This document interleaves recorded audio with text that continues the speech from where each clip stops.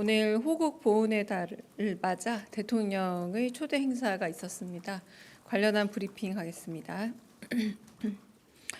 강유정 대변인입니다. 오늘 오후 청와대 영빈관에서 국가유공자 및 보훈 가족 160여 명이 함께한 호국 보훈의 달 대통령의 초대 행사가 있었습니다. 이재명 대통령과 김혜경 여사는 행사장 앞에서 귀빈들을 한 분 한 분 직접 맞으며 예우를 다했습니다. 손님들은 이재명 대통령과 악수를 나누며 가벼운 환담과 인사를 건넸고 대통령 당선 전에 만났던 일화를 짤막하게 나누기도 했습니다. 한복 차림의 김혜경 여사는 허리를 깊이 숙여 정중한 인사로 영접했습니다. 이 대통령은 모두 발언에서 오늘 이 자리는 도전과 응전의 현대사가 애국이란 이름 아래 한데 모인 뜻깊은 자리라면서 현대사의 고비마다 기꺼이 청춘을 바친 여러분과 가족들이 있어 우리 국민들이 편안하게 살아갈 수 있다고 깊은 감사를 전했습니다. 이어 참석하신 분들 중 주요 인사를 일일이 호명하며 국가를 대신해 감사를 전한다고 언급했습니다. 이 대통령은 안타깝게도 우리 현대사는 희생을 치른 분들께 지나치게 소홀했다면서 국가와 국민들의 더 나은 삶과 안전, 생명을 위해 희생하신 분들께 각별한 관심과 보상, 예우에 필요한 조치를 해나가려 한다고 강조했습니다. 대한민국 6.25 참전 유공자회 손희원 회장은 사각지대를 해소하고 지원을 강화하겠다고 해주셔서 참전 용사와 유가족들이 큰 위로와 희망을 느꼈다면서 6.25 정신이 후손들에게 전해질 수 있게 회원 자격을 유족까지 확대하고 남겨진 배우자들도 적극적으로 지원해달라 당부했습니다. 광복회 이종찬 회장은 이재명 대통령의 취임 일성으로 국민 통합을 언급한 걸 환기하면서 갈등의 늪에서 나와 국민 통합의 다리를 건널 때 가장 확실하게 필요한 게 바로 보훈이라면서 호국 정신, 독립 정신, 민주주의 정신을 앙양할 보훈 비서관을 대통령실에 신설해 달라 요청했습니다. 4.19 민주혁명회 이사인 이해학 목사는 안중근 열사와 6.25 참전 용사들의 유해 발굴을 더 적극적으로 펼쳐달라고 당부했고 상위 군인 대상 국제 스포츠 대회인 2025년 인빅터스 게임에서 휠체어 컬링 부분 금메달을 딴 김영민 선수는 군 복무 중 부상을 입고 한동안 방황했지만 인빅터스 대회에 참가해 삶의 희망을 되찾았다면서 2029년 인빅터스 게임 대회를 대전시가 유치할 수 있게 정부도 힘을 보태달라고 건의했습니다. 오늘 행사는 국방부 군악대대 성악병들이 독립군가, 전우야 잘 자라, 월남에서 돌아온 김상사, 일어나 등을 열창하며 보훈의 역사를 노래로 돌아봤고 이 대통령 내외와 참석자들의 기념사진 촬영으로 마무리됐습니다. 이상입니다. 네, 조금 KTV 외에 영상 장비 정리하고 질문 받겠습니다.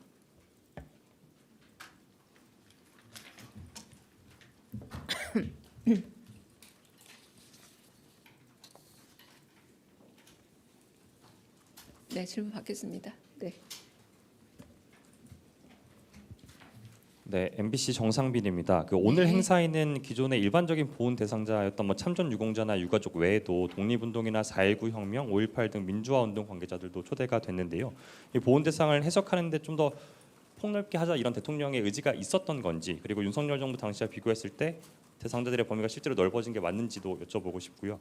그리고 오늘 최원일 전 함장도 초청받아서 참석한 걸로 알고 있는데 사실 2년 전에 그 당시 수석 대변인 발언 계기로 대통령께 뭐 항의하는 일이 벌어지기도 했었거든요. 혹시 오늘 만나서 따로 악수하시거나 뭐 대화 나누시거나 이런 게 있는지도 여쭤봅니다.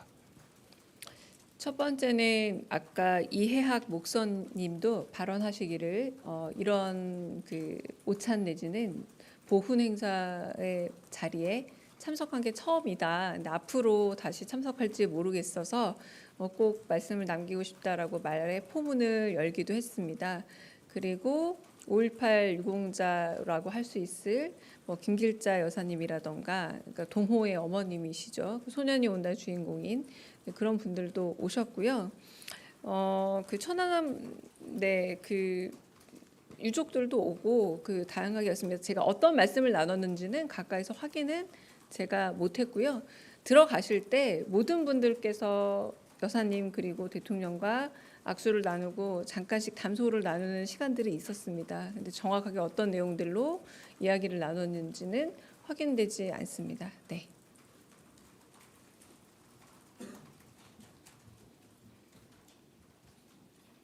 예, 매일경제 성수훈입니다. 그 대통령께서 처음으로 청와대 행사를 좀 진행을 하신 건데요. 청와대 영빈관을 좀 오찬 장소로 택하게 된 배경은 무엇이고, 그리고 청와대 복귀를 준비하는 상황인데 대통령께서 뭐 행사 전후에 청와대 뭐 복귀 준비를 좀 앞두고 뭐 살펴보시거나 따로 당부하신 말씀이 있었는지 여쭙고 싶습니다. 네, 제가 알기로 대통령실에는 오늘 초대 인원이 160명으로 알고 있습니다. 160명이 수용 가능한 그 공간이 대통령실 안에는 없는 걸로 알고 있어요. 그래서 청와대로 모셨다라고 말씀드리고, 그리고 도착 시간과 출발 시간을 생각해 보면 청와대를 따로 둘러보실 시간과 여력은 없었습니다. 그냥 바로 영빈관에 오셔서 손님들 영접하시고 그리고 식사 끝나고 이제 다리를 뜨셔서 아마 돌아오지 못했을 걸로 추측이 됩니다.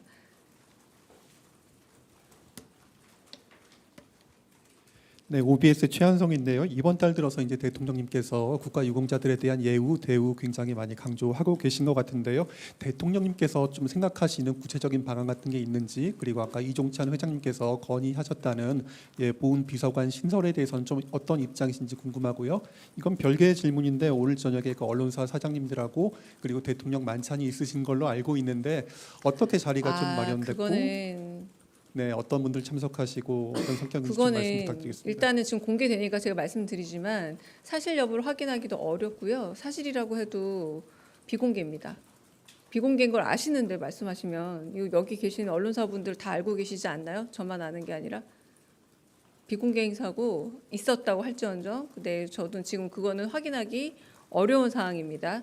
네, 그래서 만약에 있다고 할지언정 그건 비공개 행사인데 비공개 행사를 이렇게 지금 생중계되는데 노출하시면 안 됩니다. 그 기자분들 다 아시는 거라 생각하고 서로 그 정도는 약속이 돼서 질의응답하셔야 된다고 생각을 하고요. 첫 번째 질문이 아까 뭐였죠?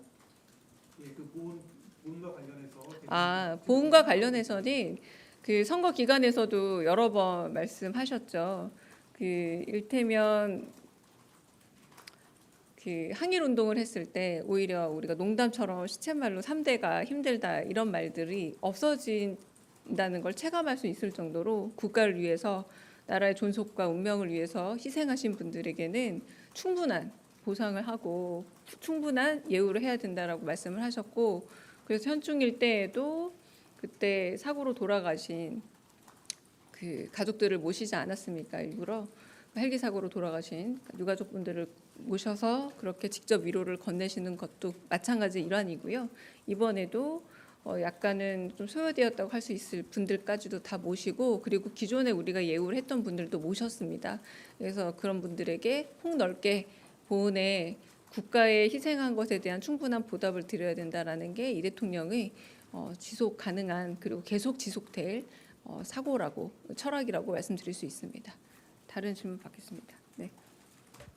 네, 저 미디어오늘의 장슬기고요. 네. 그 지난 정부에서 KBS 사장이랑 이사장, 방통위원장 이제 해임 면직 처분돼 가지고 취소 소송을 이제 대통령 상대로 제기하고 있는데 정권이 교체되면서 이제 이재명 대통령으로 이제 그 피고가 소송 당사자가 되셨는데 당장 어제만 해도 이제 남영진 이사장 그 항소심 승소 결과가 나왔더라고요. 그래서 이제 이재명 대통령께서 상고 여부를 이제 결정해야 되는데 어떻게 하실지랑 그다음에 앞으로 이제 김희철 사장이나 뭐 한상혁 방통위원장 요 경우도 이제 소송이 계속 이재명 대통령이 피고로 돼서 이제 진행이 되고 있는데 어떻게 대응하시는지 궁금합니다. 첫 번째 건에 대해서는 상고 여부를 물어보시는 건가요? 네, 상고 여부를 물어보신다면 그거는 제가 저 법률비서관과도 좀 더 얘기를 하고 있긴 합니다만 아마 무리하지 않은 결정으로 가지 않을까 추측이 되고요. 이전에 대통령, 그러니까 윤석열 대통령 시절에 있었던 그 소가 제기됐던 제소됐던 걸로 알고 있고 하나씩 이제 그 뭐 소가 결정이 좀 나면서 이제 상고를 하느냐 혹은 뭐 취하를 하느냐 이런 문제 물어보시는 것 같아요. 그거는 저희가 좀 일관된 기준들을 마련하기 위해서 지금 논의 중이긴 합니다만 물으신 질문에 대해서는 무리한 결정은 나오지 않을 거다 정도로 대답을 일단은 드리겠습니다. 네. 네, 저기 제일 뒤에 먼저 듣겠습니다.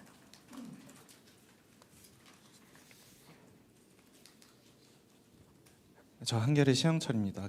방금 아까 질문 나왔었는데 이종찬 회장이 보훈비서관 제안한 거 그건 좀 어떻게 논의하실 건지 궁금하고요. 네. 그리고 비서관 인선이 지금 계속 되고 있는 것 같은데 이게 따로 언론에 공개되거나 발표되거나 이러진 않고 있는 것 같은데 추후에라도 나중에 모아가지고 혹시 공개하거나 이러실 계획은 없는지 궁금합니다. 네. 첫 번째는 그 이종찬 회장이 이렇게 서서 이렇게 모두 발언처럼 한 마디씩 돌아가는 덕담을 할 때 이제 비서관실이 생겼으면 좋겠다라고 발언을 하신 상태라서요. 거기에 대해서 구체적인 어떤 대답이라던가 이렇게 있기에는 물리적으로 좀 시간이 부족하기도 하고 아마 말이 나온 이상 한번 살펴는 보지 않을까 싶습니다. 대통령실에서도. 근데 오늘 바로 이제 한 1시 정도에 제안을 하고 한번 이렇게 건의한 사항이다. 그러니까 바로 답을 드리긴 어려운 상태다라고 말씀을 드리겠고요.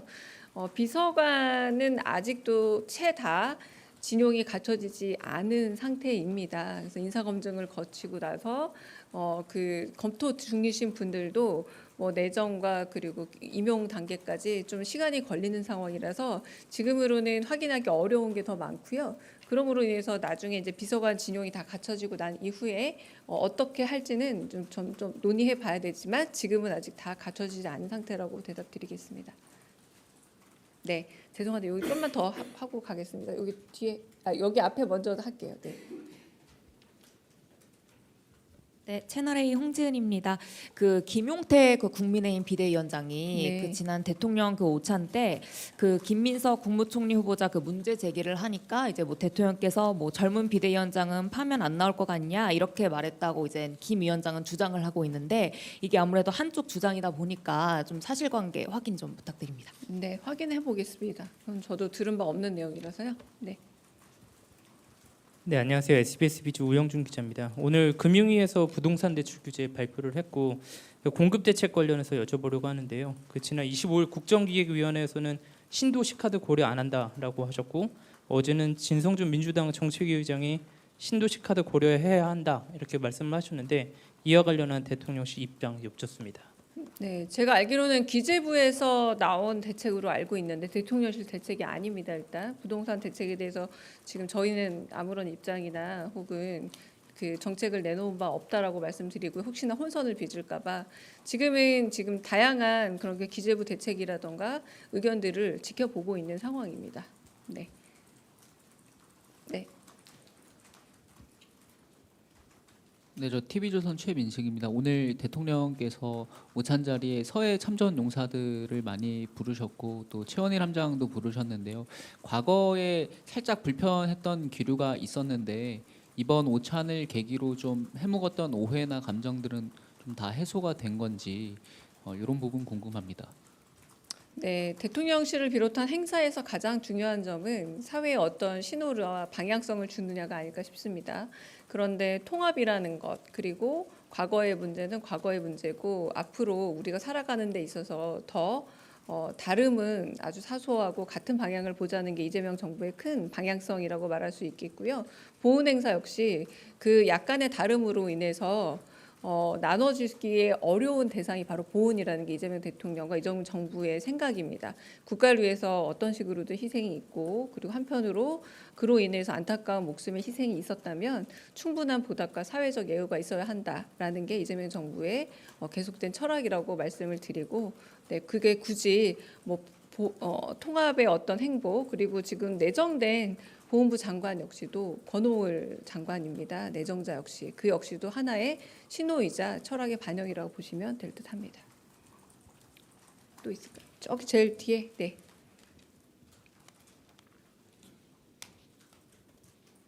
네, CBS 허지원입니다. 네. 그 오늘 같이 국가유공자들 초청하는 행사 같은 경우에는 좀 대통령실에서는 경청 통합수석실 담당처럼 생각이 되는데 이 부분이 아직 다 공석이어서 업무가 어떻게 좀 처리가 되는지랑 지금 그런 비서관들은 사실 내정이 돼 있어서 이 일이 진행되고 있는지 뭐 발표는 언제 나는지 설명 부탁드립니다. 네. 그 사회수석이 있기도 하시죠. 지금 네 사회수석께서 다양한 역할과 그리고 사회적인 이견이나 갈등에 관한 여러 이야기들 제언들을 하고 계시고요. 이제 당연히 이제 경청통합수석이 자리를 하게 되면 거기서 해야 될 일이 맞기는 합니다. 그러나 여전히 차질 없이 다른 행정관과 혹은 다른 비서진들 사이에서 의견이 수렴이 되고 그리고 또 오늘 같은 경우는 또 의전에서 해야 될 주요 행사 중에 하나이기도 합니다. 왜냐하면 오찬 행사이기 때문에 그런 부분에서 큰 차질이 없고 타운홀 미팅 같은 곳엔 또 정책과 관련해서 기존의 정부와 조금 다른 모습으로 조금 다른 그 실관에 좀 협업이 많이 이루어지면서 지금 행사나 혹은 어떤 이런 과정들 혹은 의전들이 이루어지고 있다라고 말씀드릴 수 있겠습니다. 네. 네, 대변인님 뉴시스 김용록입니다.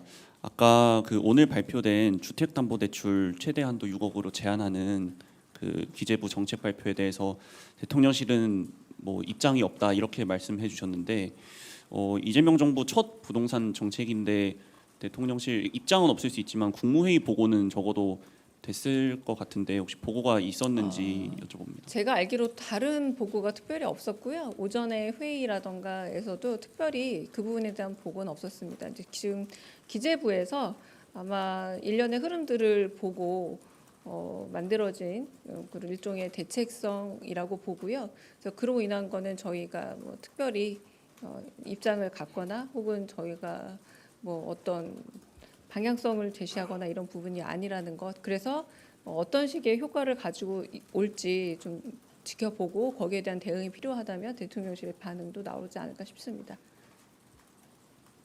더 없으시면 네 여기서 끝내고 많이 질문하시는 것들 그냥 카메라 끄고 말씀드릴게요.